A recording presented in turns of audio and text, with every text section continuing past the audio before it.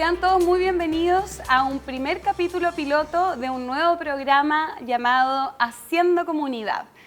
Todas las semanas estaremos entrevistando diferentes personas que se dedican a trabajar distintas temáticas y vamos a profundizar en ellas, todas temáticas de interés de la comunidad puertobarina. Hoy tenemos con nosotros a Dieter Heim. Dieter, ¿cómo estás? Muy bien, Connie. Muchas gracias por el honor de haberme invitado a esta reunión. Muchas gracias a ti por venir.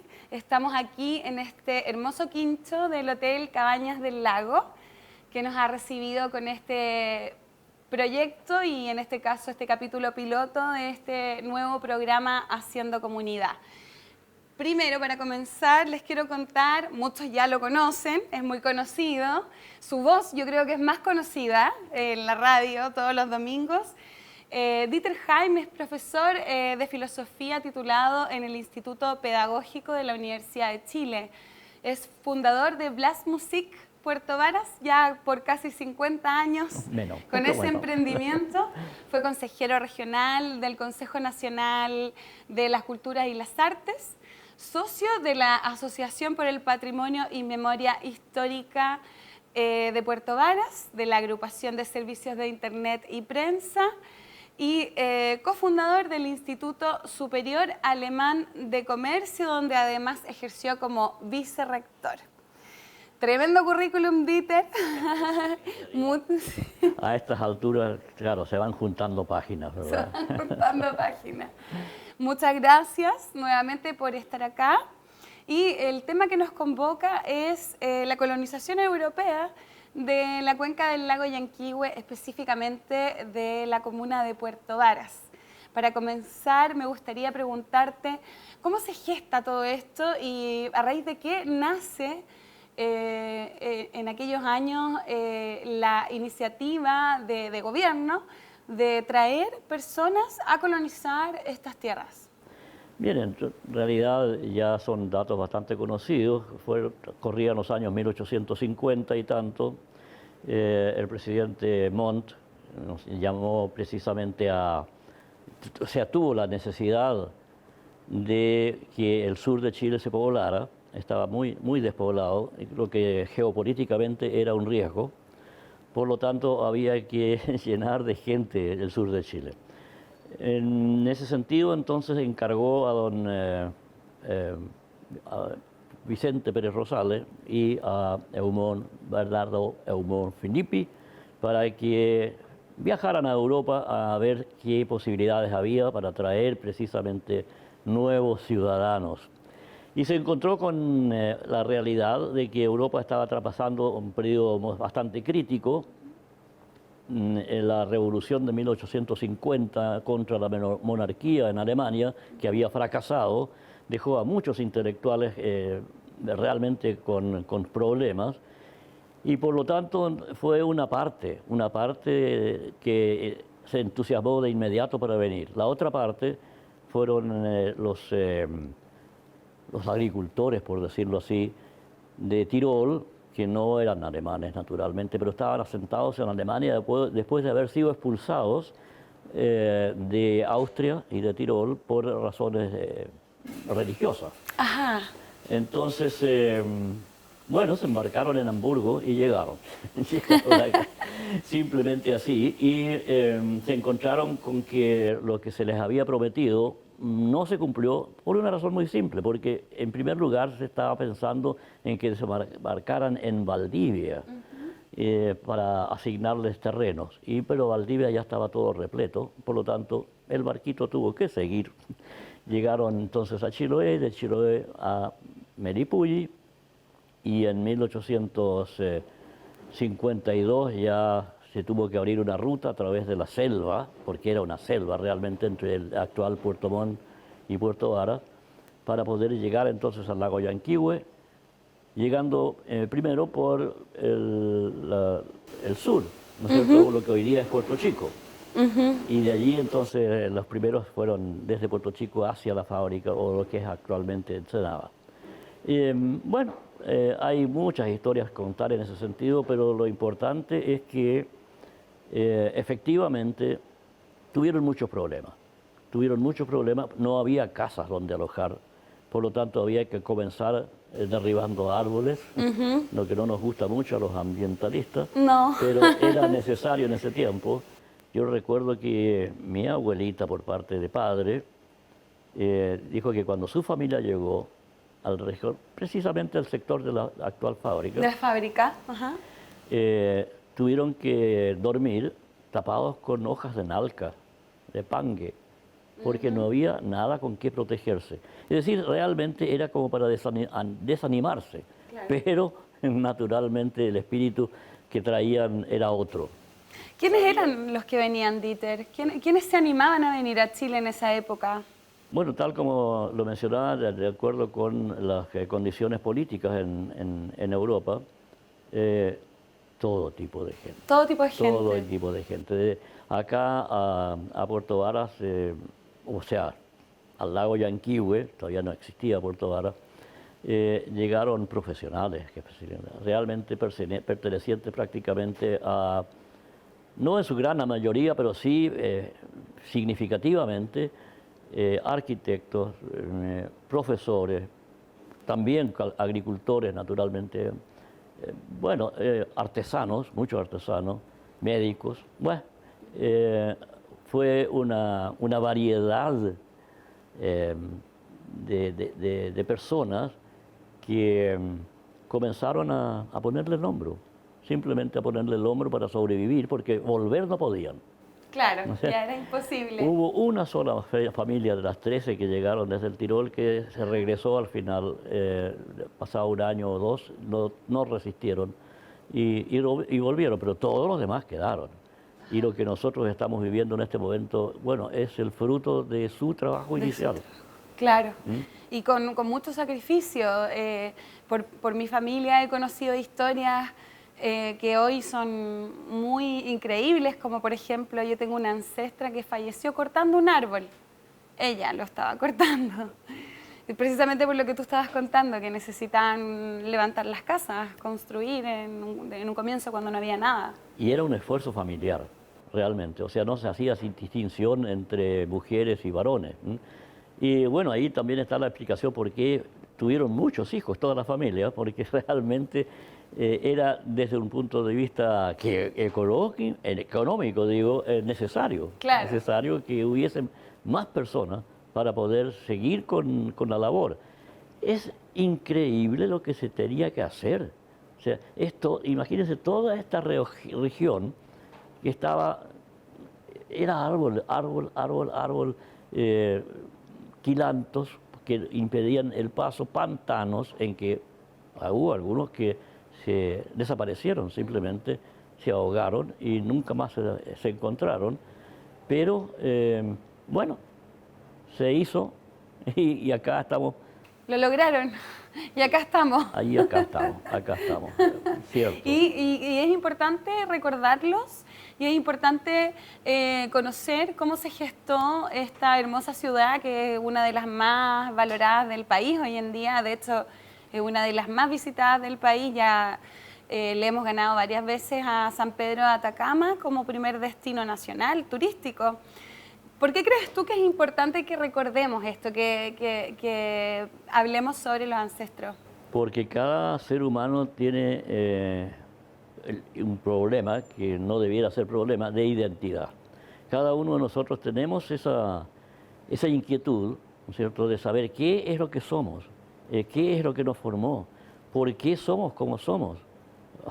Es decir, la identidad de un ser humano se forja desde su nacimiento a través de las circunstancias que lo rodean. En ese sentido, entonces, las circunstancias que rodean a un ser humano, que son circunstancias difíciles, lo van forjando como un temple que es absolutamente necesario para poder triunfar en la vida.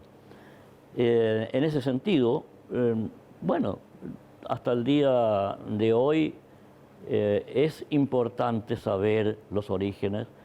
Debiera haber en los colegios, siempre fue mi punto de vista, un ramo o por último talleres, ¿no es cierto?, que relaten la historia de cómo fue que surgió nuestra región, por qué es como es actualmente. Y no se sabe nada desde el punto de vista programático. Se habla de la historia de Chile y uno tiene que, como alumno, aprenderse nombres y fechas y recitarlos de memoria, pero no se tiene una conexión con la realidad. Y la conexión de cada ser humano con su entorno es fundamental para que, en primer lugar, entender ese entorno. Y entendiendo el entorno y la historia, saber, esto fue lo que me formó a mis ancestros. Y yo soy descendiente de estas personas. ¿Y qué queda de eso dentro de mí en este momento en cuanto a poder planificar mi futuro? Bueno, ¿vale la pena o no vale la pena el sufrir, por ejemplo, decepciones? Claro que vale la pena, porque a raíz de los fracasos, que no son fracasos, entre comillas, ¿no? Se va aprendiendo y se va aprendiendo a dominar esta existencia que de repente se nos hace muy difícil, pero que es absolutamente hermosa. Es incierta pero hermosa. Dieter, me gustaría en el segundo bloque conversar sobre algo que tú me dijiste fuera de cámara, que te parece muy interesante, que tiene que ver con el, entre comillas, choque cultural, que profundicemos un poquito en eso, ya que estamos hablando de nuestra identidad y de conocer nuestro pasado, pero antes de continuar, quisiera hacer una pausa para recordarles a todas las personas que nos están viendo que este es un primer capítulo piloto y que aquí, en este preciso momento donde estamos haciendo la pausa, tú puedes avisar tu marca y los invitamos a ser parte de este tremendo proyecto que se llama Haciendo Comunidad y donde vamos a estar rescatando nuestro legado, nuestra historia, hablando de conservación de la naturaleza, de cultura, de música, de tantos temas interesantes y tantas personas interesantes, entrevistando a tantas personas interesantes que nosotros tenemos aquí en nuestra comuna y en la cuenca del lago Llanquihue. Así es que la invitación está hecha, tú puedes colocar aquí tu marca, estás invitado, invitada, con los brazos abiertos los vamos a recibir y se suman a esta comunidad que estamos haciendo en este nuevo programa Haciendo Comunidad. Y ya retomando la conversación, me gustaría preguntarte sobre eso que te mencionaba recién, el choque o supuesto choque cultural, que se supone o hay harta discusión al respecto, que hubo o no, entre colonos europeos y huilliches, ¿no es cierto? Hay como una nebulosa de si habían huilliches habitando la cuenca del lago o no. Un poco que nos ayudes a clarificar eso, porque hoy Puerto Vara está compuesto en su mayoría por personas que vienen de Santiago y otras regiones, y realmente hay mucho desconocimiento al respecto de cómo fue esos primeros contactos entre colonos europeos y huilliches. Gracias, Connie, porque realmente estás tocando precisamente lo que hablábamos recién.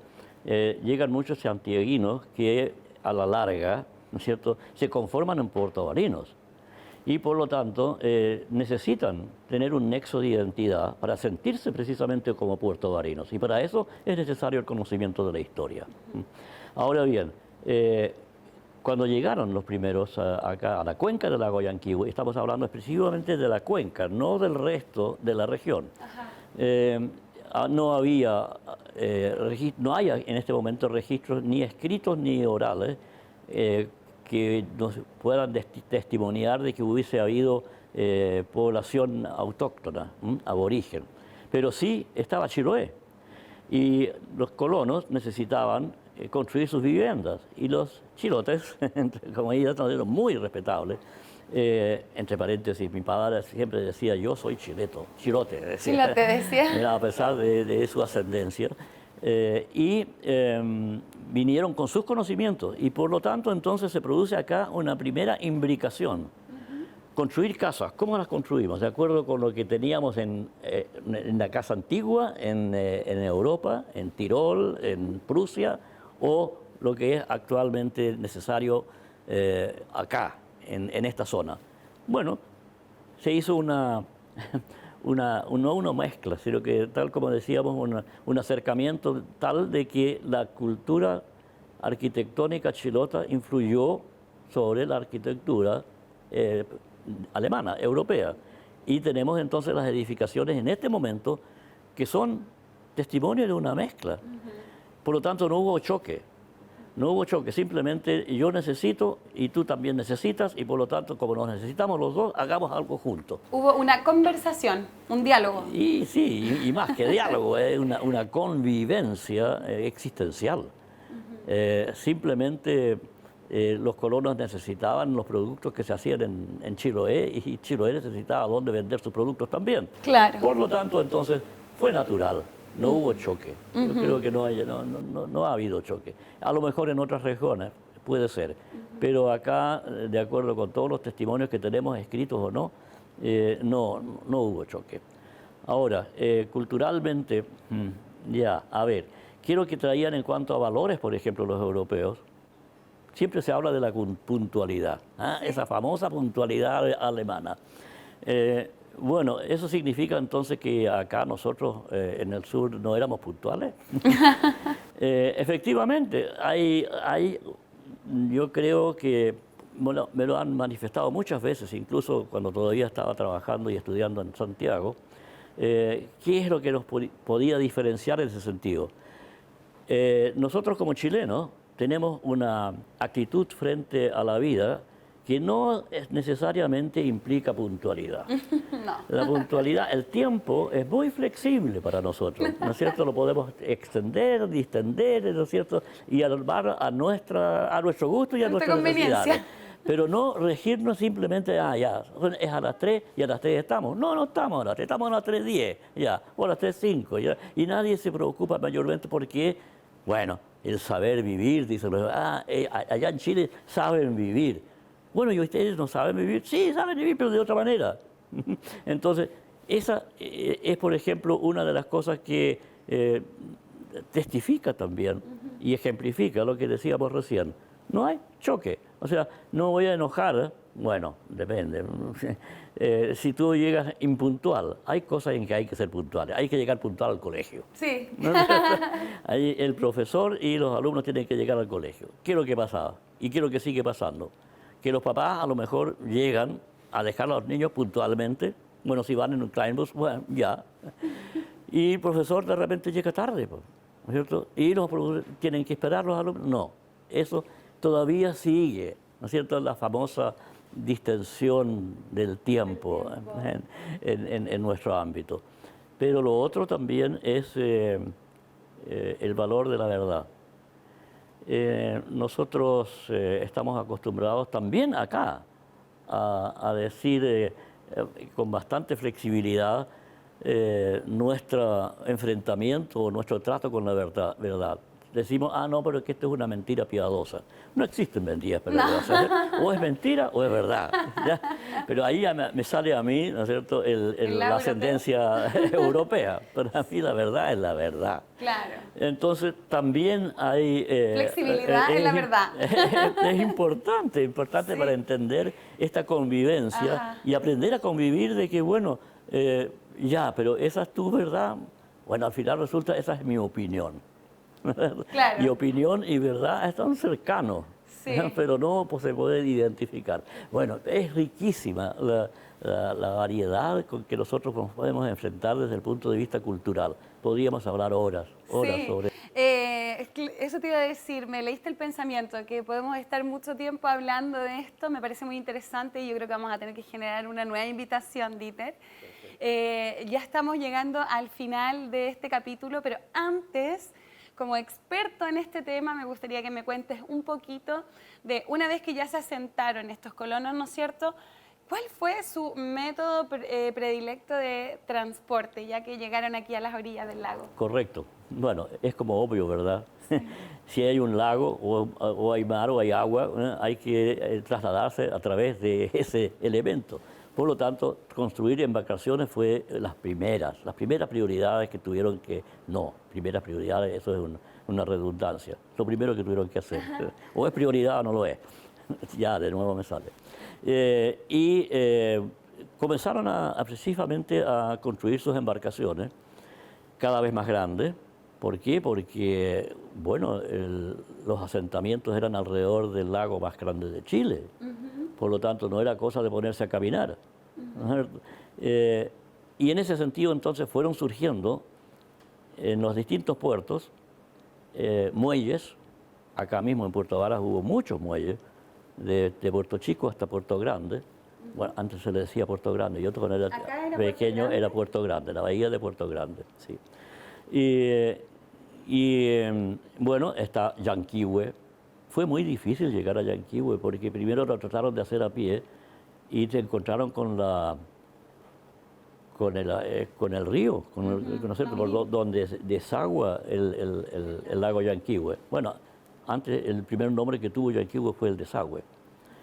Por lo tanto, bueno, una vez que eso se logró, ahí también se construyeron barcos, después Frutillar, qué sé yo, Puerto Octay, Centinela, Puerto Clocker al otro lado del lago, Ensenada, Los Riscos, llegando ya de vuelta a Puerto Varas.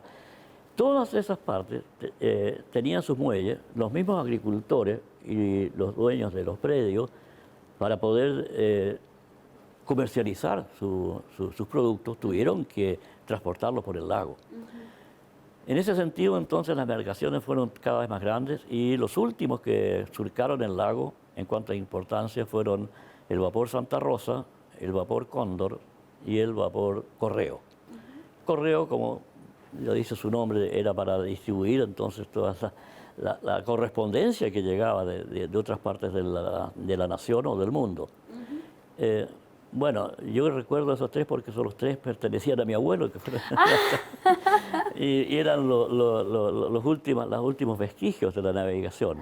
Y el vapor Santa Rosa, bueno, si uno piensa, una capacidad para 200 pasajeros, era grande, realmente era grande. Y por lo tanto no solamente transportaba gente, sino que también en sus bodegas, que eran grandes, toda la mercadería. La leña, ya trabajaban, ¿no? Todas las tablas, los tablones, la cosecha de las papas, el afrecho, afrechillo, trigo, todo. Y en la bodega, los animales, ¿no? Las vacas. Impresionante, Dieter. ¿Y qué fue lo que generó que su desaparición o que dejaran de trabajar estos vapores? Progresivamente se fueron haciendo caminos. Tan simple como eso. Y habiendo caminos, bueno, necesariamente al comienzo no eran como para un transporte de vehículos, pero de caballos sí. Y por lo tanto la gente se empezó a trasladar a caballo. Y en las reuniones, por ejemplo, qué sé yo, del club alemán, ¿verdad? Llegaban a caballo con sus señoras alancas, que las señoras entonces se iban a hotel, por ejemplo, el Hotel Bellavista, el Hotel Playa, el Hotel Jaime, a pasarlo bien mientras los maridos hacían sus reuniones. Y de regreso entonces nuevamente a caballo. Ahora, un detalle a lo mejor anecdótico, las reuniones, por ejemplo, del club alemán, y eso consta en acta, en las primeras actas, se hacían con luna llena. Porque en la luna llena le facilitaba el regreso a casa, cabalgando. Y bueno, por último, el caballo ya conocía de memoria su regreso a casa y no había mayor problema. Pero bueno, volviendo a los barcos, después de superado la primera etapa de construcción de camino, bueno, había que ensancharlo.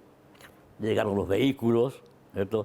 Los agricultores ya tenían jeep, ya tenían camionetas, tenían camiones, había que ensanchar los caminos, después había que pavimentar los caminos, y poco a poco el barco ya no se necesitaba.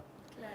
Y no hubo la visión desde el punto de vista estatal de alguna manera subvencionarlo, claro, por ejemplo. Mantenerlo.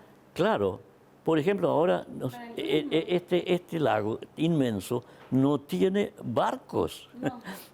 Y es el más grande de Chile. Es decir, lo comparamos con otros lagos que son mucho más pequeños y sí tienen ese tipo de transporte. Por último, para el turismo. Bueno, lamentablemente recientemente se hundió el Capitán Haase. Sí, el Capitán Haase. Un recuerdo un poco, ¿no? De los vapores, ¿no? No, porque fue muy reciente. Era vela. Sí, muy reciente. Era vela y a vapor. Claro. Pero fue construido más que nada para fines turísticos. Claro. O sea, no como necesidad de comunicación o comercial. No, claro, a eso me refería, como que la siguiente etapa quizás de los vapores pudiese haber sido Correcto. turística, que es la beta Y de ahí sí, nuestra... comenzó con el Capitán Haase y tampoco nadie más ayudó. Claro, Entonces, en ese sentido ha faltado visión, visión desde el punto de vista estatal, desde el punto de vista, qué sé yo, municipal, de las distintas municipalidades alrededor del lago. No sé por qué nadie se atreve. Vamos a enviar el mensaje entonces. Correcto, así es. A los alcaldes de la Sí, cuenca. así es, sí. Oye, Dieter, podríamos pasar mucho tiempo hablando de estos temas, es demasiado entretenido. Como dices tú, es tan importante conocer nuestros ancestros, nuestro pasado, para entender nuestra identidad. Y yo creo que también, de alguna manera, desarrollar amor propio a raíz de conocer nuestra identidad, ¿no es cierto? Sí, porque nosotros como, en este caso, puertovarinos, hemos sufrido en estos últimos años una inmigración realmente explosiva. Explosiva. O sea, si antes, cuando yo era niño, todo el mundo se conocía y cada uno se saludaba con el nombre o el apellido, qué sé yo, en este momento hay una cantidad de, entre comillas, extranjeros, Sí. bueno, pero son extranjeros que van a quedarse. Ajá. Y por lo tanto dejan de ser extranjeros. Pero yo lo viví un poco cuando estuve viviendo en Alemania, para ambientarme, por ejemplo, en München. Bueno, tuve que conocer qué es lo que era München, cómo surgió München, empaparme de la historia, ir al mercado de München, ir a los alrededores. Bueno, eso es lo que aquí hace falta para poder sentirse identificado. La identificación forma parte de la formación de la personalidad de cada ser humano. Y por lo tanto, si no lo tengo, bueno, en cualquier rato me mando a cambiar, ¿no es cierto? Tremendo mensaje, Dieter. Te quiero agradecer tu tiempo y es muy seguro que volvamos a repetir este momento en otra oportunidad porque quedaron muchísimos temas pendientes. Muchas gracias, Dieter. Gracias a ti, Connie, porque para mí ha sido un honor que se hayan acordado de mí para esta ocasión. Cuando tengas cualquier tipo de necesidad al respecto, recurre nomás. Yo siempre voy a estar dispuesto mientras todavía respire. Muchas gracias. Bueno, y a todos ustedes los que nos están viendo, les quiero recordar que nos encontramos en el Hotel Cabañas del Lago, en el Quincho. Vamos a realizar una vez a la semana este tipo de entrevistas. Les quiero agradecer su tiempo y, bueno, también recordarles también que este es un capítulo piloto y que por lo tanto tu marca puede estar en este programa. Puedes ser parte de este nuevo programa de entrevistas de aquí de la Cuenca del Lago Yanquihue, Haciendo Comunidad. Que les vaya muy bien, les mando un beso y muchas gracias.